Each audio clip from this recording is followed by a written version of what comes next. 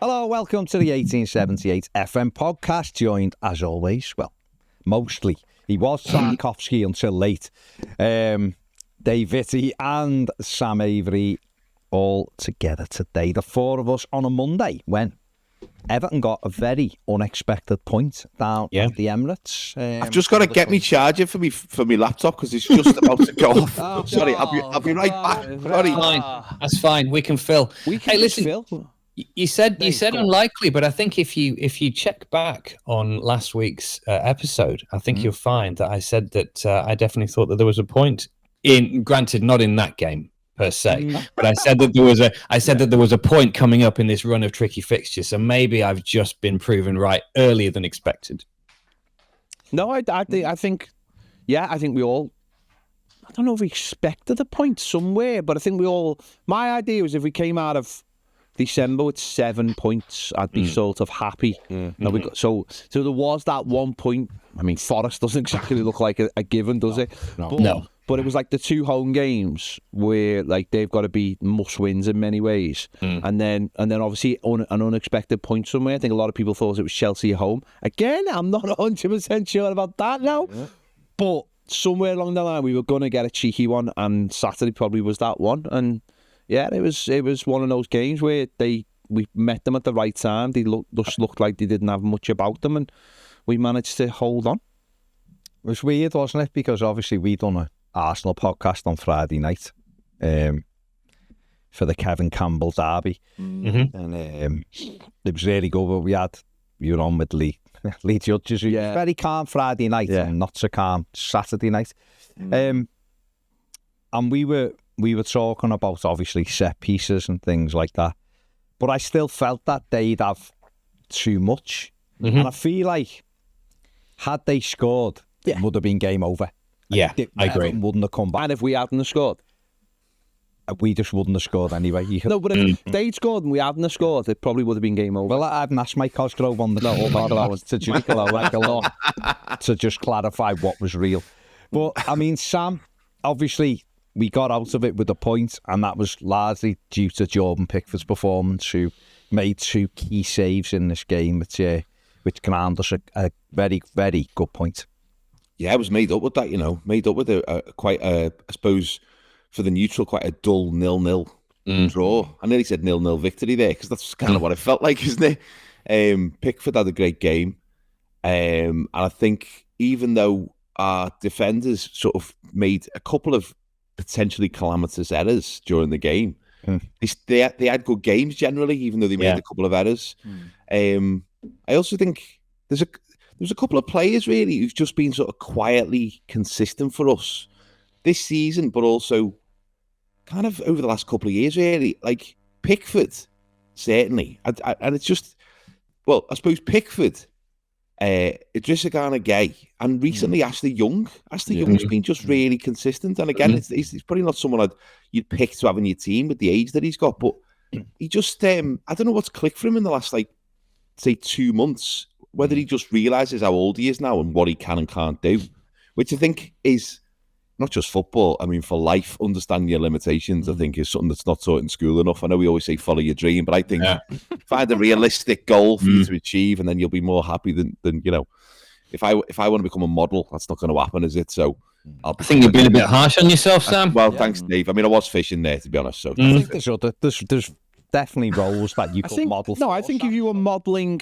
the arms of glasses, then I think you're true. the perfect model. You don't have that hair getting in the way. You can show it, like Joey when he was a hand model in Friends. You could be a glass. Do you always need that side shot? And there's no point having it, because that is where the money is, isn't it? That's where the logo is. The Armani, the Chanel, Dior, like the shirt sponsor.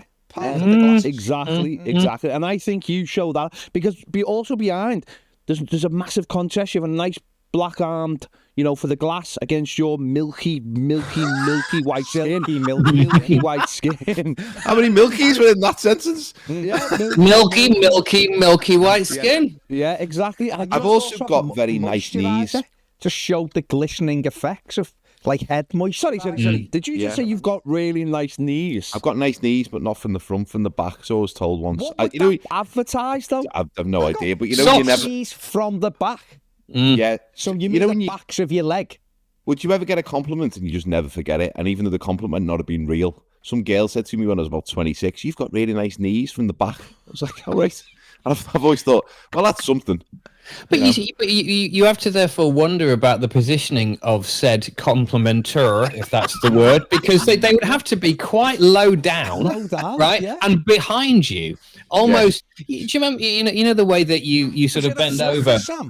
You know the way you bend over so that somebody can be pushed over you. It's kind of that sort of position, isn't it? That somebody might have been occupying in order to actually get that vantage point of the back of your legs and give them the compliment that they so richly deserve. Dave, is there a possibility here that Sam was about to get that full prank pushed over someone? Only he pulled the prank. Yeah. The best he could come up with was, "Oh, you've got lovely back of the knees." That's exactly. That's what I was doing down in this position. Is admiring the backs of. I think you've cracked it, Columbo. Yeah. Or I'm being inspired by Wagatha Christie. See, I'm being generous here to Sam. Or they were about to push him and then saw the back of his knees and like, no. Some top class backs of knees. Yeah. How could I dare push this? I should declare I was wearing long trousers at the time, so all of this might be moot, but it's all good theoretical discussion. Well, has your wife ever complimented you on the backs of your knees? My wife's never complimented me. Full stop. Okay. No, full stop. Fair play. Can I ask you a question while we're in this sort of area of the body, actually? And I know that we've maybe gone on to the slightly random bit ahead of schedule, right? Probably. But it doesn't really matter because it's Christmas, right? Yeah. But I want to ask all of you really is because maybe it's just a weird anomaly with me, is that the bottom of my ankles, i.e. where my socks go, I don't have any hair growth there. And I think that's because they're worn. Is this a thing? Or I haven't made it up, have I? Right now, is that because it's worn away by the sockage, right? Or is look, I'll demonstrate. Look.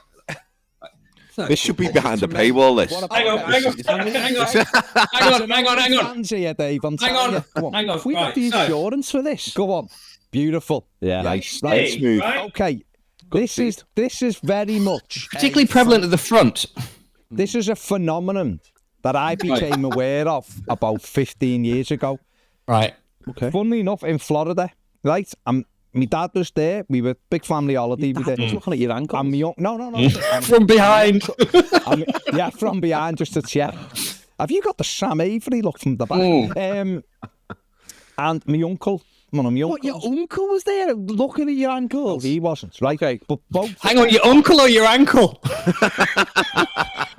If my auntie was my ankle, she'd be my uncle. Right? So they're older than me, clearly. That's what our dads are, normally. Normally. Normally, yeah. And their ankles were baldy, right? And I was behind them in a queue, not looking at the back of the knee, strangely enough, going into somewhere like Universal. And I seen this ankle phenomenon. Yeah. And we just started talking about it. And they were like, when you get a bit older, that's where your hairs go from first. And I think it is probably to do with the sock. Did he? So I've got a bit older.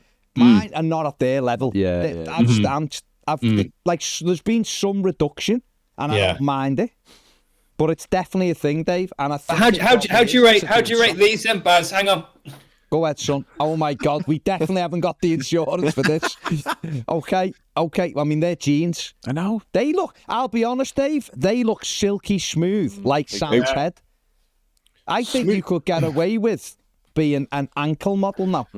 Thank you very much. Yeah, they are quite baldy, so that's great. I mean, for getting tans and stuff, easy for you save on sun cream in that area now.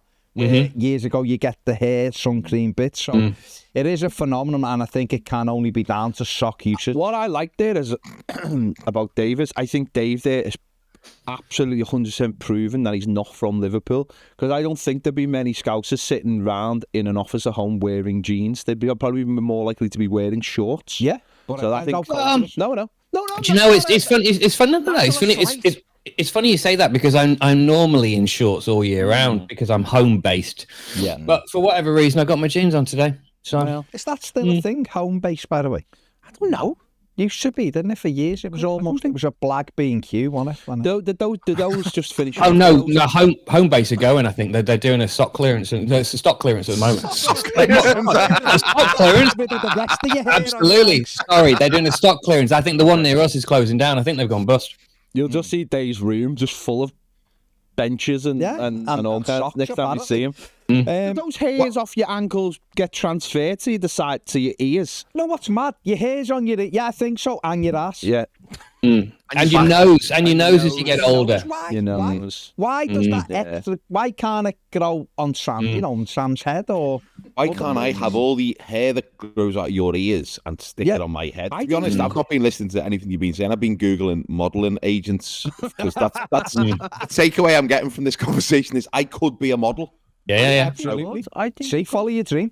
Follow your dream. Not too much though. Know your limitations. Know your limits. You expect savers, you're not Armani. Yeah. Let's get back to the game. Just to close the circle on this. I mean, looking at the XG from Saturday, Arsenal 1.22, not exactly very high, but Everton's 0.09. Yeah, tremendous. Which kind of summed it up. I mean, Everton had 2 attempts at goal and neither on target. But we did have a good opportunity quite early on for Decore. And I just want to know why he decided to run in treacle inside the box when just passing it into the far corner first time was on. He waited and he waited and he waited for Gabriel to get back into position and then chose to strike it with his left foot, which is not normally Decore's strong suit. So, I mean, Ped, that was probably Everton's best chance in the whole game, and it came in the opening. In many ways, yeah, which I was slightly disappointed it wasn't like part of the highlights package of it, because it probably was. It was probably as good a chance as anything else in the entire game. Yeah. Did that not make it onto Match of the Day? No. Wow.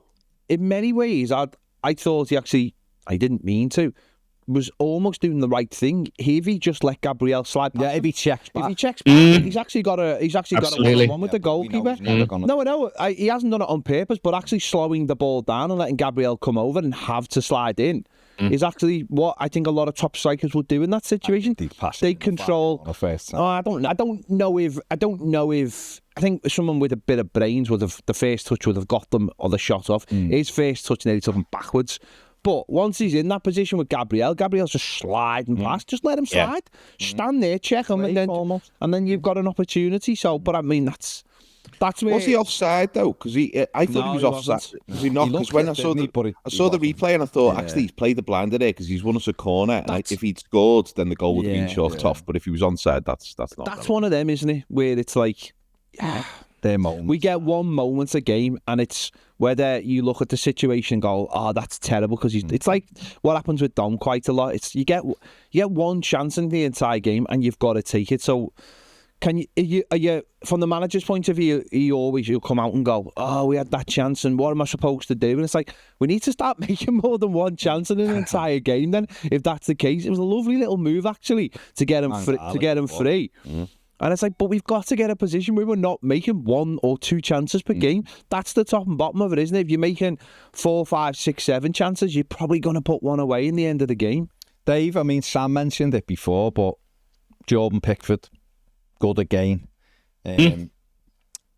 Does he just not get enough credit for how good he is? Because I can't understand still the amount of question. Like we were doing, I just mentioned it again, the podcast on Friday night, and like, in the comments, quite a few of the Arsenal fans are like, 5 or 6-0 Pickford, you know what he's like, so he's worth a couple of goals. And I'm thinking, that's just nonsense. No, he isn't. Yeah. He's absolutely, comfortably England's best goalkeeper, and there's not even anyone who's even on the same sort of conversation as him. Do you know what I mean? No, I totally agree. I think he's outstanding, and yeah, I don't think he has any competition really for that top spot at this moment in time. But without a shadow of a doubt, we all know it over the last few years, Jordan Pickford has been the difference. And he's for me, he's been our most important and influential player season upon season. So yeah, he had a great game. It was it was all about the rear guard, wasn't it? On Saturday, I watched the game with an Arsenal mate of mine and yeah, suffice to say that I was more pleased with the final outcome than he was. I think sums it all up. But yeah, it was an important point, and that actually wasn't where I thought the point was going to come. If truth be told, I didn't think it was going to be there. I thought we'd get nothing there. I thought that the point may have come, as you say, either against Chelsea or, I mean, the easiest game at the moment, obviously, is Man City, isn't it? I mean, the way that they're going. So it might have been there, but I'm pleased to go. Listen, we might get more than a point out of this run of games. You never know. So it's so far so good. Sam, you mentioned the Dyche Garner guy, and I thought he was brilliant at the weekend again in that midfield, because he's up against two fantastic players in Declan Rice and Martin Odegaard, and neither of them, I know Rice ends up going off injured, and Odegaard got taken off by Mikel Arteta, which I thought slightly surprising given the way the game was. But he was excellent, wasn't he, Garner, again, and shut down a lot of what Arsenal wanted to do. Yeah, he's just a great player, and it's just there's a couple of plays that we've had over the last 5 years, not that many, but a couple of plays where you just think they'll leave the club at some point, or they'll retire in Garner's case at some point, and they've just been at Everton in this like sort of treading water period, or going back to Pickford as well. He's not, he is such a great goalkeeper. I mean, I just remember that save he made against Chelsea a couple of seasons ago. That last run of games are good as someone we needed to. I think we won. Did we win 2-0? I can't remember what the score was. When we had the big bus welcome, he makes that amazing save, and those moments for him have been few and far between. Albeit he makes amazing saves, they don't really stand out, because we're just kind of in this like stasis at the moment where we're just sort of treading water and just trying to stay up till the new stadium comes around. But I mean, Garner, it's almost like he makes the game look easy in a way that you often say that about players who kind of beat a man and dribble past people, but he makes it look easy because he's not the fastest, but he just covers the ground really well, and he knows where to put his body, and he knows how to win a foul, and he knows how to protect the back four, and I think he's possibly our most underrated player, because I'm not quite sure as enough people appreciate what he does for the team, because it's not like the kind of spectacular, doesn't grab the headlines, but he's a player that we missed when he wasn't here, and when he came back, we were like, there he is. He just contributes so much. So yeah, he was fantastic on Saturday. I mean, Ped, 94% passing accuracy, completed 4 out of 4 dribbles, won 9 of his 13 ground duels, 3 tackles. No, he had a really good game, didn't he? And I'm like really glad he's got like PSG on his CV, because like Sam was saying there, I think he's someone who goes under the radar. I think he's someone who probably could have played for a team like Arsenal in the last 10 years easily. I think he's just a top player, and I think on Saturday what he showed was loads of composure. The amount of times he picked the pocket, he's never jumps in, very rarely jumps in. He always sort of waits for his opportunity. And the amount of times in our box, where he like swapped his feet over, just like took a moment to just slow the game down, swap his feet over, and make sure he tried to play a good pass out rather than just whack it up the pitch. He doesn't run around like a headless chicken ever. I think that's really important, even at his age. And going back to what Sam said a little bit earlier about like quietly being effective, I think this is a player since he came back that's always been effective. Yes, there are games when he gives the ball away while he's trying to drive us forward, but he's been immense since he re-signed. He was immense before he left. Obviously that last 6 months was unbelievable before he went to PSG. Yeah, he was absolutely fantastic. And I think, I don't know, I think outside the club, I don't think obviously he gets too much attention, but certainly within the club, people should obviously look at him as a really, really big player in the last 10 years for Everton. And I hope he gets another contract. Sam was somewhat Ashley Young then. If you've got the experience and you understand the game, and I actually think that's something that Ashley Young's done in the last 6 weeks to 2 months, is sort of real. It's just clicked in many ways of what his limitations are. And I think as soon as he realised what his limitations were, we go back to the first game against Brighton where he's trying to nick it away from and he's a player who's twice as fast as him now. And it just feels like he's gone, actually, I'm all right if I just constantly do what I'm experienced at and forget about trying to beat people, play this, hold the space, don't do anything daft, don't try and nick the ball away from someone who's clearly faster than me. And I think that's what he's done. I think Garner's been doing that for 2 or 3 years, but he just knows his limitations and puts himself in the right position because his positional sense has always been really, really good. Yeah. I say it's reading the game, isn't it? Yeah. That's the strength, and obviously then that can also overcome advancing years as well in the case of him and in Ashley Young as well, in terms of not having the same level of fitness. But if you read it well and you put yourself in the right place, you've got half a chance, haven't you? Gareth Barry was key at it. It was absolutely key at it. It wasn't quick, but never ever really, very rarely did he get done because he just put himself in the right positions.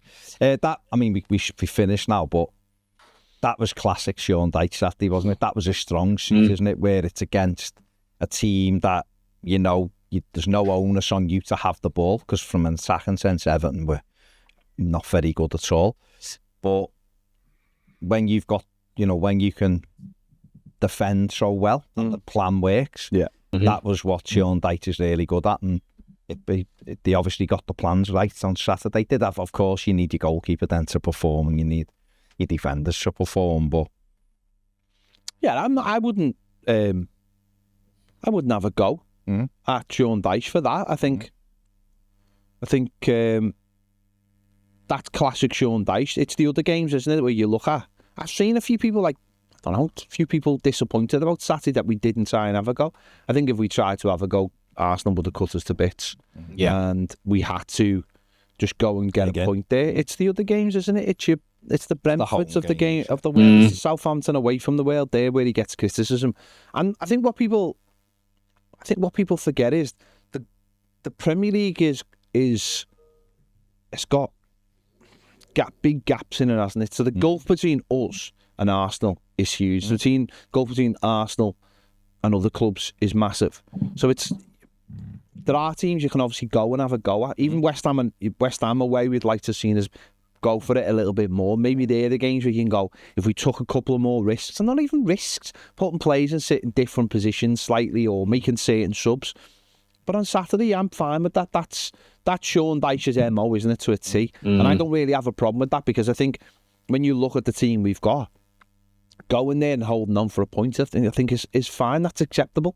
As I said, it's not a Southampton. No, it's not a West Ham. So it's Arsenal in a tough run of games where you put it in a block and say, how many are we going to get out of this? So to get that point gives you now gives you a little bit more confidence, let's say, for the next game against Chelsea and then the next game against Manchester City. No, but it gives you that bit more confidence of saying, well, we're not going to lose 4 in a row like maybe a lot of people thought. We ain't going to go into this. Obviously, the win took it at the first one. We're not going to lose 4 in a row. We can't lose 3 in a row now. So from that sense of things, it's another game done. It's a point gained, and we move on to Sunday. Yeah, let's see what happens. It's the games where we should be having a go. That's what will be his undoing. Those games we're not expected to get stuff where his strong suit is, but that isn't how you win 2/3 of the season against teams that you can go and have a go and win against. That's what we're seeing with other teams. Because I watched Villa and Forest at the weekend, and both sides just went for it for the whole game. There was no sitting back. And okay, you might go, well, they've got better players, but again, I've said many times, these players shouldn't be dumbed down, and we do dumb them down. But Saturday wasn't one of them. They dug in, they stuck to the game plan, and they got a good result. So well done, everyone concerned. Me and Sam, Dave, before you come on, and Pat, we're just having a little chat about musicals. Just as you do. As you do. Sure. It's the season. Why not? It's the season. What's the best musical you've seen, Dave? Now, I haven't seen many musicals. Okay. First thing, you'll be surprised perhaps to learn that it's not really my bag. Is musical theatre.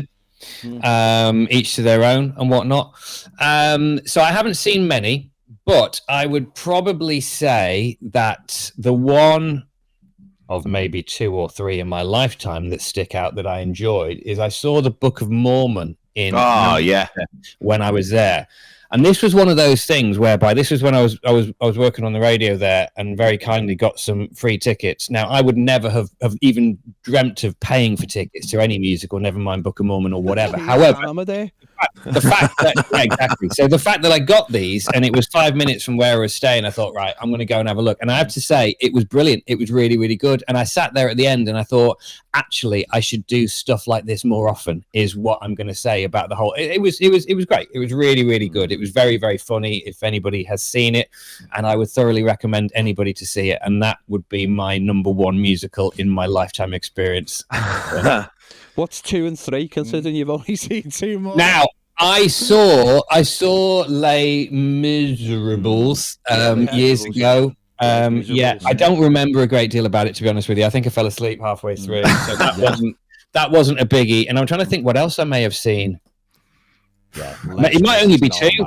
It might only be 2. I would imagine I've seen something else, but I can't think what it is. Okay, cultured. Fair play. There you go. Play.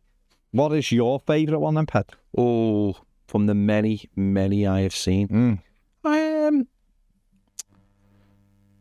See, music. See, it's musicals, isn't it? Because I was starting to think of just general plays. Then. No. Musicals. Probably Wicked. Okay, I would say Wicked is good, and I did enjoy the film as well recently. But Wicked is very, very. I'm not saying I haven't seen loads of musicals. I think what I've seen, like Wicked and obviously 6, The Wizard of Oz, 6. Can't think of any. Seen Mamma Mia? No, nonsense. I've seen the film Mamma Mia. Yeah, more nonsense. Even that they made it into a film. Brilliant. I'm trying to think of any. Third as well. Oh God. Mama 3.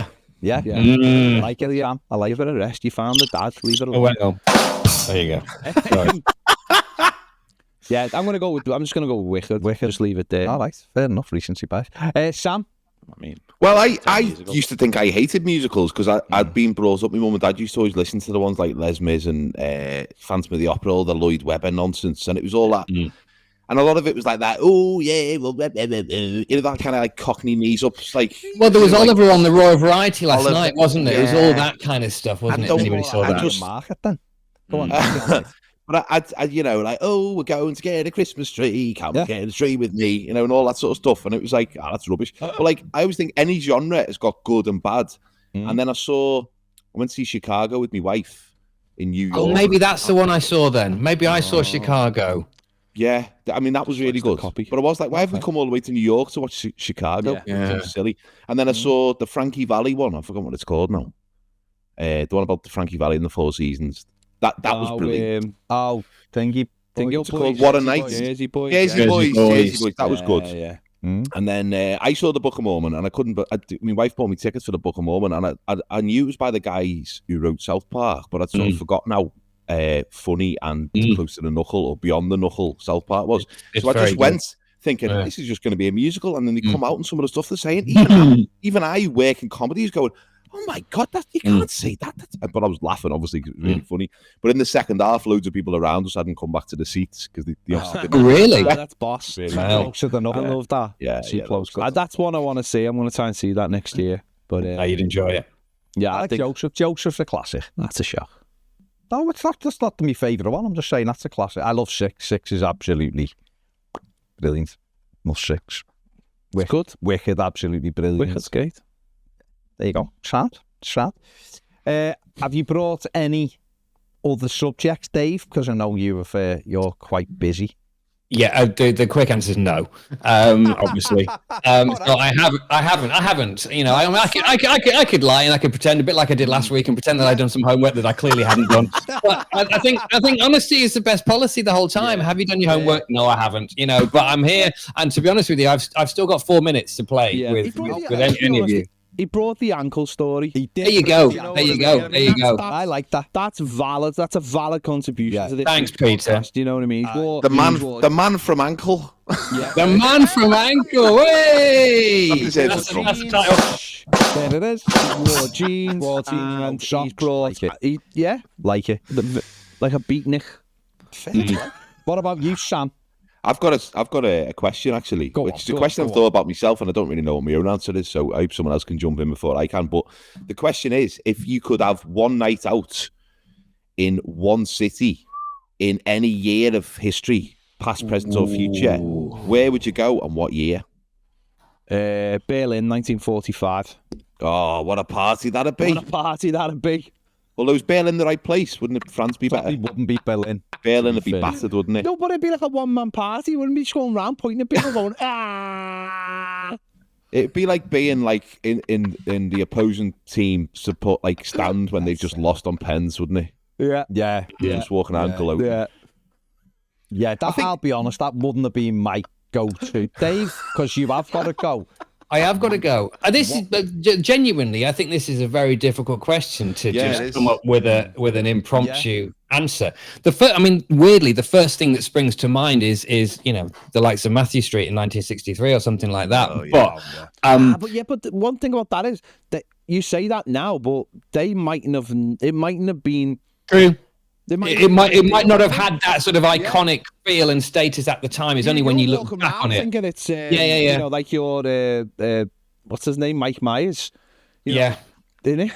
Yeah, but you're going back. Yeah, baby. So are we aware?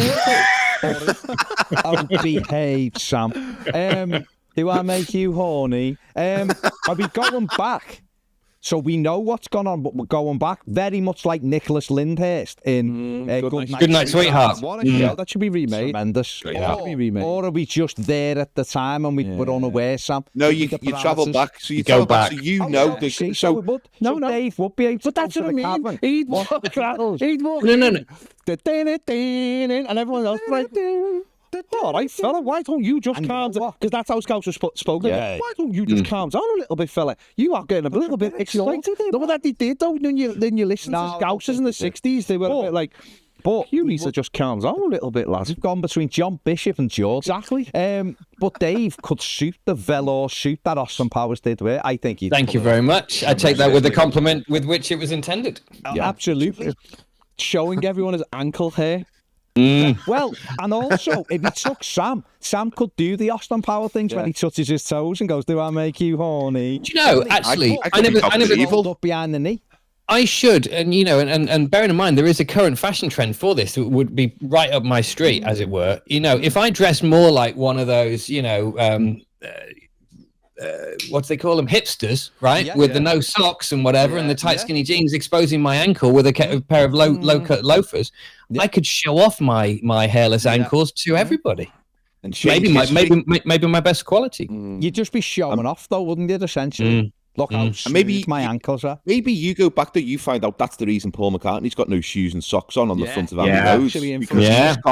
So you're like, whoa. You know it. See, I'd be worried if Sam went back with him, because I don't think there's much evidence of men shaving their heads in the 60s. No, they clung on to what they had, didn't they? And they had a comb over, didn't they? Yeah. Sam, I think he was a bleeding alien or something. Yeah. What's this thing? I think it was where's all the hair gone?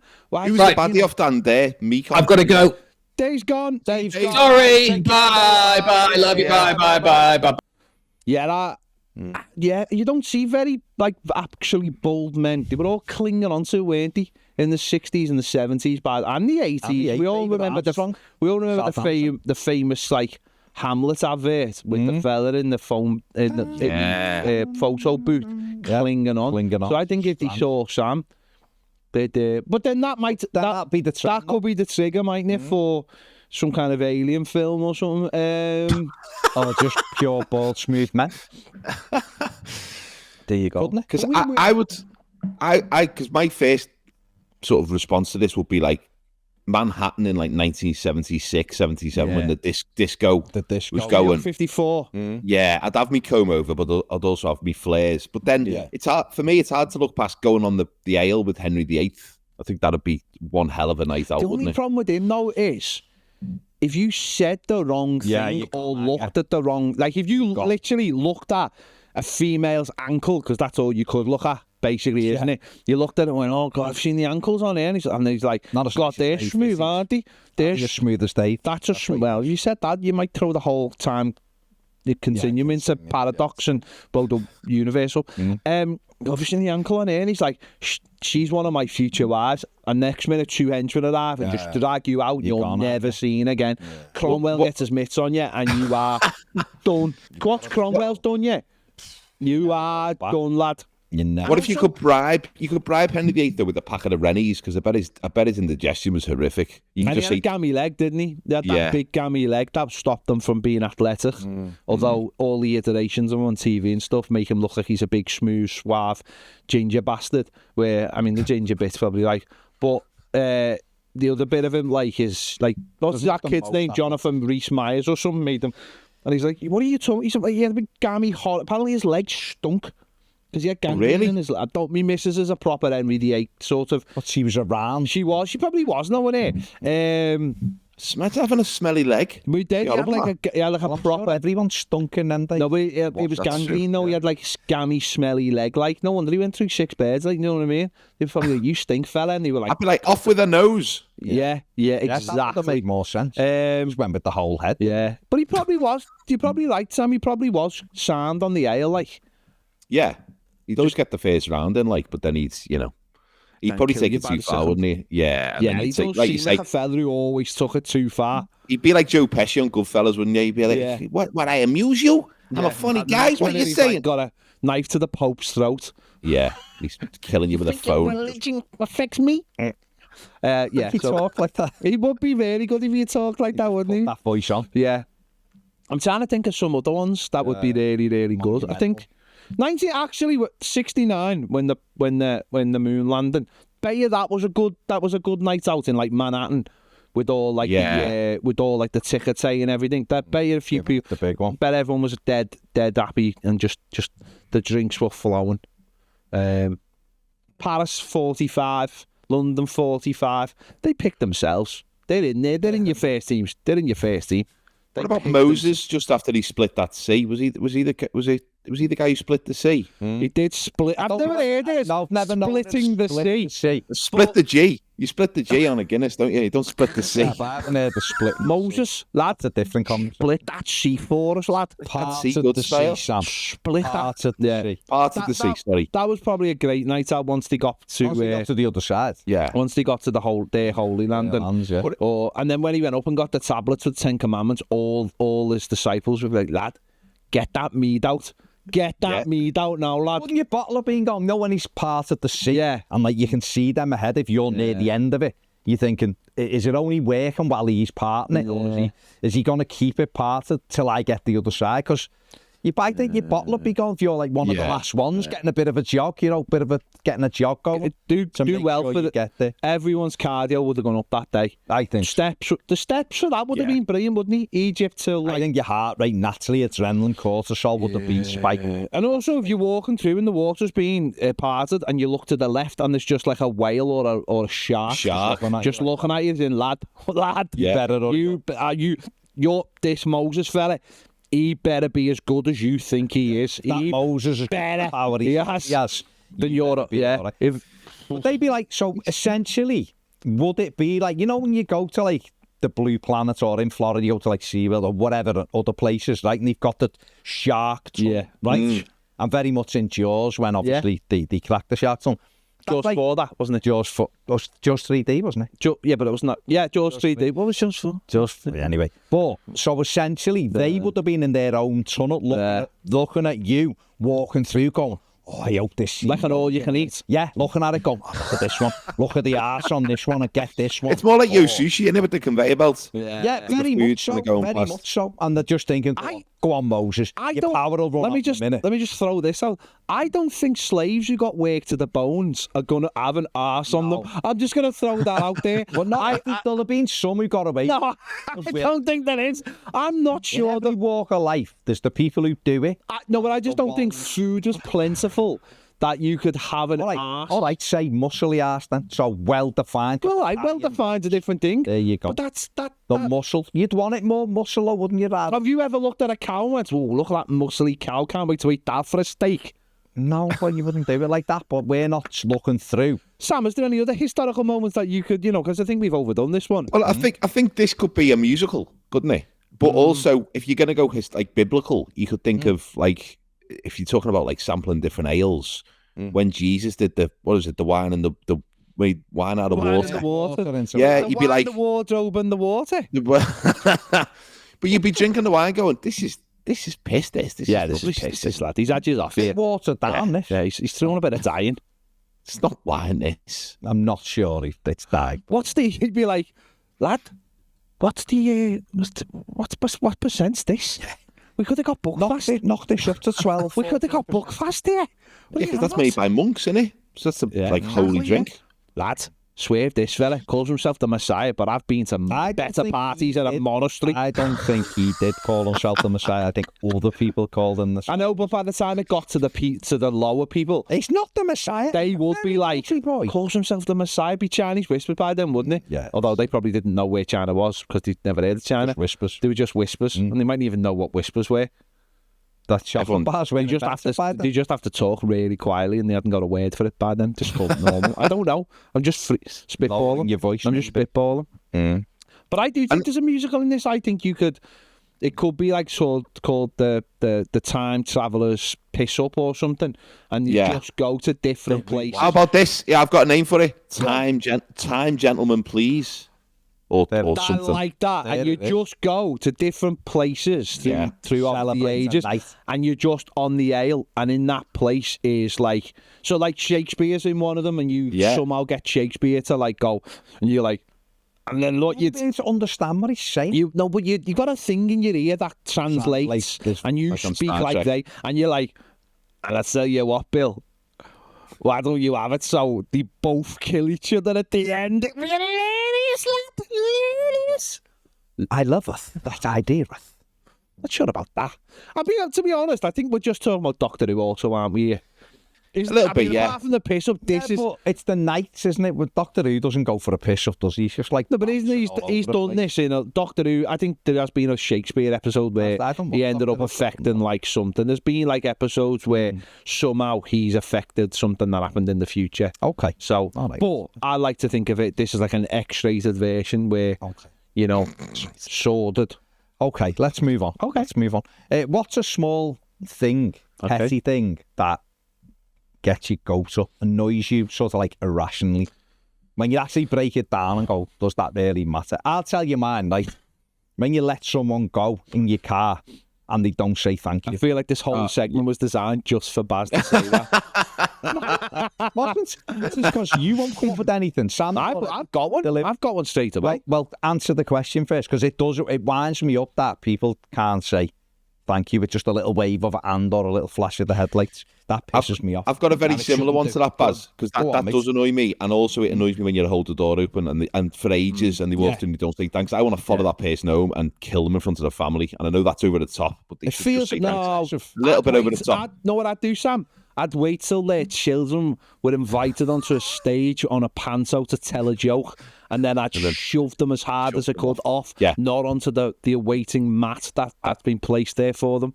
That could be a plan. No context to that. Doesn't matter. That's why it's better. What I have started doing, you know, when you walk through town and like, especially at this time of year, and it's busy and you bang into someone accidentally, or you stand on the foot, or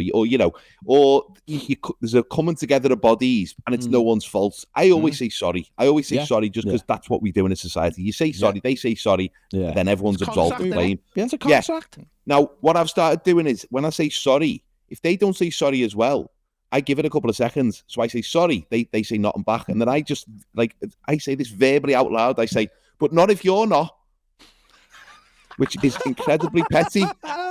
Because I'm not. If they're not sorry, I'm not sorry, and I do it again. Yeah, fair play. I have a similar one to that when, like, going back to Baz when he's from like the car one.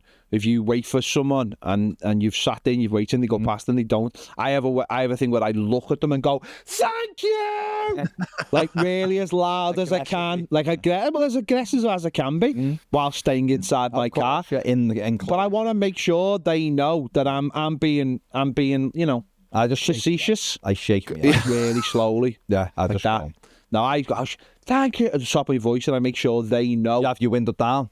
No, because I feel it's better. So it's almost like I don't want them to hear my voice. He's got a PA system on the top of his car, like the Blues Brothers. Yeah. Or like an election. I want them to see the angle without hearing me, so they get all the visual signs of me being really, really angry. And if we could go inside the car, we'd just see this.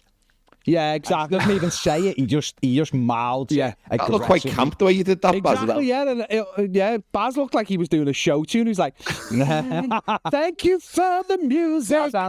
This song. That's why everyone's just driving past him, because they think he's singing out in the car. Well, my mum used to always say, "Well, what would the Buddhists do?" Like the Buddhists wouldn't say that; they just let it slide over. And I'm like, "Yeah, but the Buddhists weren't late on Picton Road, and someone was coming the wrong way." You know what I mean? So they don't know what I've been through. Doesn't say much. I don't know where that. Doesn't say much. To just say thank you. Little hand or a little flash of the lights if you want. That's why Moses got the 10 Commandments, because nobody said thank you when they got to the end of it. They were all just like walked past them. He was like, "What am I? What am I, lad? Parted, split it for you, I did. Split the sea. Made you survive, and you should not a thank you, no, not a thank you." Mine's when cars. It's a car one again, because there's not much that really makes me angry other than being in a car. You knocking this off makes me angry. But no one can see it. Don't know what you're talking about. No one can see anything. What's he knocking off if you can't see it? You by bringing that up. Got an Everton flag on, and Ped just kicks But you by bringing that up has highlighted it where it didn't need highlighted. It's annoyed me. It doesn't need highlighted. I tell you, do you know what? There's a good thing that it's sometimes when we're sitting over there by the desk and we'll be doing stuff, and I'll be like, and it like, you just look over and go, "Wow," instead of just carrying on. Don't make eye. People don't need to know what's going on behind. We don't need to know. No, you don't do your own thing. You just do your own. Stay in the zone. Be professional. My one is. Sorry, just kicked the table over, but no one needs to know about that.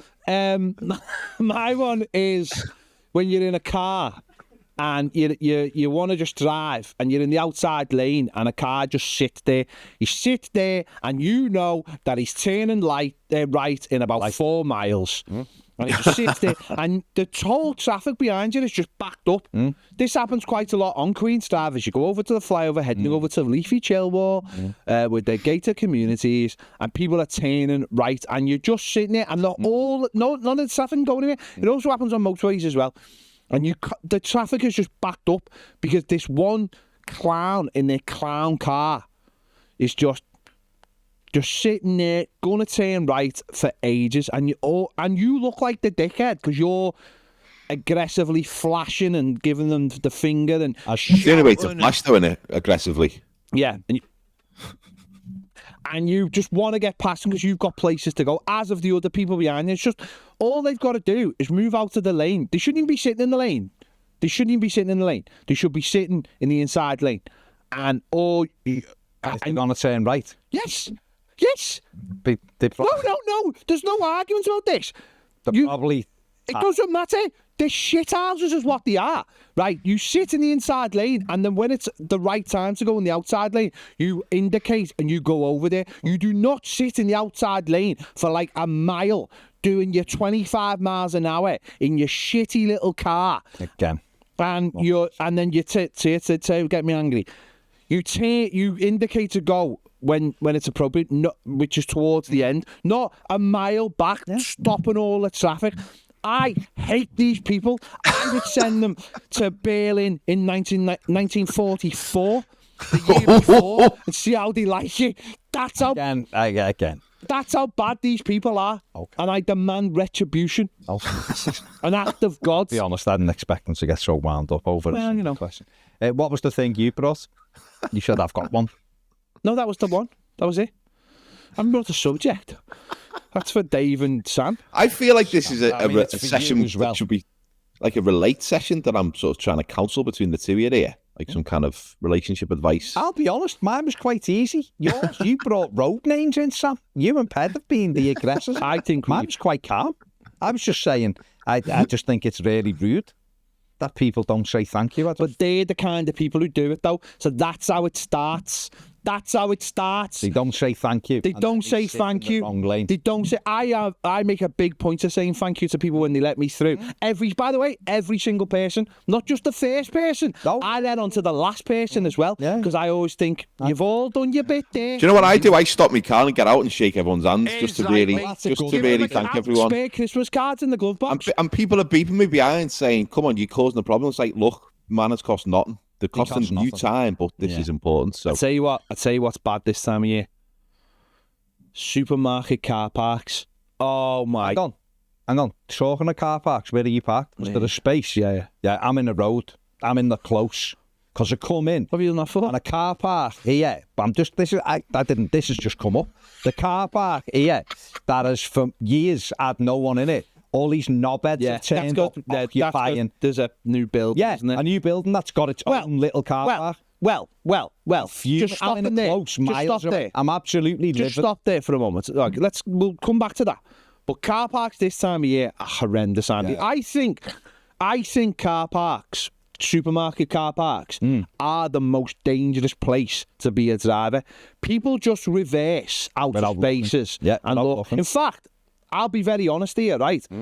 My wedding was paid for by a supermarket incident. Somebody reversed into my car in a supermarket, right? They were one of those. They'd gone past the lane, and I stopped, and there was at least a car worth because I seen what was coming, and they decided to reverse back, so look back down the lane, the aisle, whatever you call it, in the car park. And reverse straight into the front of my car, right? And that would have been all right. But the woman proceeded to get out the car and told me, "Don't you dare claim." And in that moment, I claimed. Don't you dare. Yeah, because she just happened to reverse. That's what she said to me. She said, "Don't you dare claim for this." So I claimed, and I got enough money to go to Florida and get married. So thank you very much to that woman. But they are the most dangerous places, especially at this time of year. They are horrendous at this time of year. But going back to our car park, we had a good situation with our car park. There's a big, nice space in front of our building where 3 cars could easily park. They decided to make it some kind of extra pedestrian. Not because our car. I mean, you've been to our building, Sam. It's not like people are walking around our car park like it's a thoroughfare kind of supermarket. Yeah. And they've decided to put posts up just to annoy us. It's nowhere else. That same setup's nowhere else in the park. Nowhere else in the park. They decided to put bollards up so we couldn't park outside our building. Idiots there. Yeah. So they. I feel like we've got a exercise. I think we've got a lot. I feel like you've got a lot of. It was a question. Just that was going to be a simple one. I feel like we've had 10 minutes of counselling. I like it. Can I tell you a very quick story about car parking? So I was doing it it's like a gig, basically, a talk. I do these like comedy talks for companies. And I was doing one a couple of weeks ago, and they're normally really good for all staff and stuff. And there's about 100 people in this big room, and I was the first speaker on. And it's about 45 minutes this talk, and I get an introduction, and the introduction is not particularly upbeat. So I walk on, and no one claps, and instantly you go, "Oh, it's going to be one of them, innit?" So I looked at them, and what I wanted to do was go, "What are you doing? Like, just be polite and clap because someone's walking on to talk to you." But I just sort of raised my eyebrows, and a couple of them sort of did a slow clap, and I thought, "Oh God!" And before I got to the mic, one of the guys who worked in the venue grabbed the mic off the woman and went, "Sorry, mate, hang on. Someone needs to move this car." And he starts reading out this registration. I'm like, this is the worst start to a performance you could possibly have. And so I'm stood there laughing because what else can I do? And I'm in full view of everyone. I'm right at the front. And he reads out this registration about 3 times. I'm like, no one's put their hand up. And then I realise it's my car. It was my car. So I had to go, "Oh, I'm so sorry, that's my car." So then I had to run through the venue. It was about a 5-minute walk to get to my car, move my car. I'm running back. God. I get back into the room. Everyone's got up now and getting food and stuff. Yeah. And I say, "Oh, you're going to introduce me again?" So there's a little bit of, people know I'm starting. They went, "No, just go on." So I went on and started talking.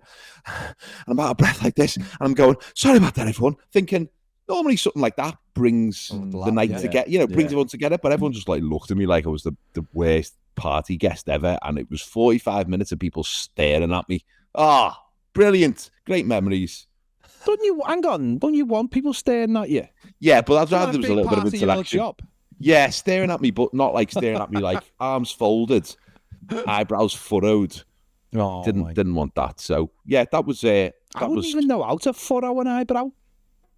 Okay, like you've just enlightened me. You've just put that venue on a no-go zone now, Sam. I think that's what you do. On the list. Yeah, literally just go, I'm doing that one again. By the sounds of it, I'm not coming to your building ever again either, because that parking sounds like a nightmare.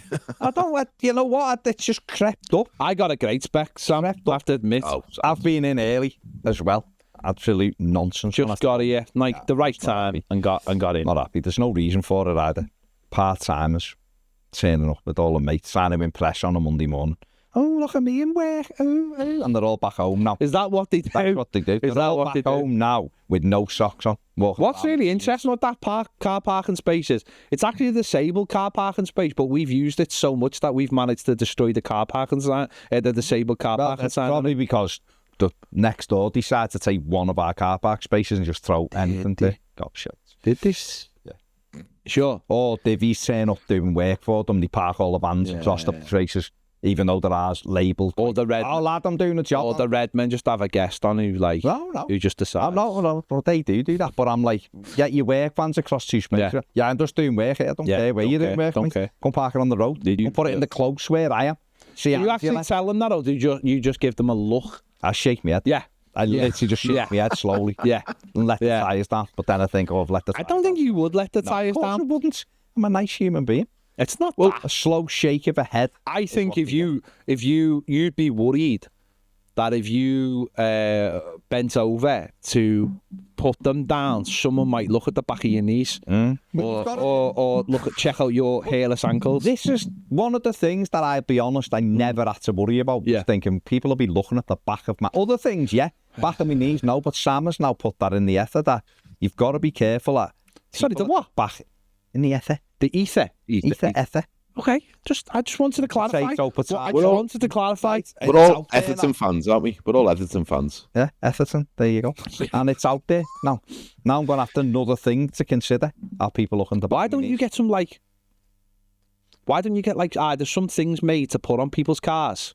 Like, how dare you? Yeah, just put that on. Or like maybe those people who had like the fake traffic tickets made to put on your car. Do you ever come back to your car and have one of them on, and you go, oh no, and then it'd say something like, "Don't park here, dickhead," and you'd actually be made up. Never had one of them. Oh, I've had a few of them. I've had a few of them. Obviously, been a taxi. I got a letter off one of my neighbours once. Someone wrote a handwritten letter and stuck it on me car underneath the windscreen wiper, saying, "Parking here is so selfish. We are all residents." I'm like, I'm parking outside my house. They thought my car was someone else's. I'm going to be posting pictures of the back of my knees on social media later. If only knees. Only knees. And also, just while we're on, I had the door knocked there, but I didn't answer it because I'm a professional, you see. So I stayed on, and I've just checked my emails, and I've had an email from a delivery company. And if you want to, like, one sign that the world is on its arse, this is it, right? We delivered your parcel today. You weren't in, so we left it in your safe place. And then underneath it says that my safe place is between bins. How is that a safe place? It's not a safe place. But next time I'm feeling safe. Imagine telling them those. Imagine you're not having that. No. Okay. Imagine telling them. Yeah. Move on. Imagine telling someone that is your safe place. I'm going, what's your safe place? Between the bins. You sure? Yeah. Like if you're feeling emotionally vulnerable, you go and sit between your two bins and you just sort of rock. Just sit there quietly. Feeling safe now. Why didn't he say thank you? You can't do that if you're James, by the way. James doesn't. Apparently, James doesn't have. They don't have bins in their street. He revealed to us last week. James, our new man, said to us that they don't have bins. They just put black bin bags on the street, very much like it is 1970s New York. Wow, binless in Manhattan. We couldn't believe it. He also said if you at night in December, if you go to the end of their street, there's a bin on fire. People just stood around it. No, I mean that doesn't shock me. Really? No, people stood around, on street corners, Christmas. That's community spirit. All singing salad, right? Yeah, I like it. It's fair play. It's fair play. I think we should wrap it up there. There we go. Christmas, wrapping it up. No, okay. What a song, by the way. Right, that's us done. Big thanks to Dave. He's not here. Him and his ankles have left us. Big thanks to Sam for those tremendous tales of wisdom. Can I just say my tickets to my tour next year make a great Christmas gift to anyone who's struggling. For people you like and people you don't like. Depending on your preference, and if you really want to hammer that Christmas message home, if you buy a ticket for someone and message me, I will send you a personalised video to reveal. That is nice. And if you tell me this person doesn't like me, I'll do that message in the right context so that they really annoy him and ruin the Christmas. Or buy them, and if someone's parking outside your house that you don't like, stick a couple of his tickets on the windscreen as a message. Do an angry video message to sort of do them. Say, lad, come move your car. All right. Tell you what, I mean, not many comedians will do that for you. No, so go and get your package of tickets for Sam's. And don't have someone deliver them between the bins. No, that's right. No. That, again, just to reiterate, be a rubbish place to put them. Right, that's us done. Give it a like, subscribe, 5-star review, all of that good stuff. Thanks, Sam. We will see you later. Take it easy. Bye. See you, Moses. Bye. Bye. Moses in basket with the kids and stuff.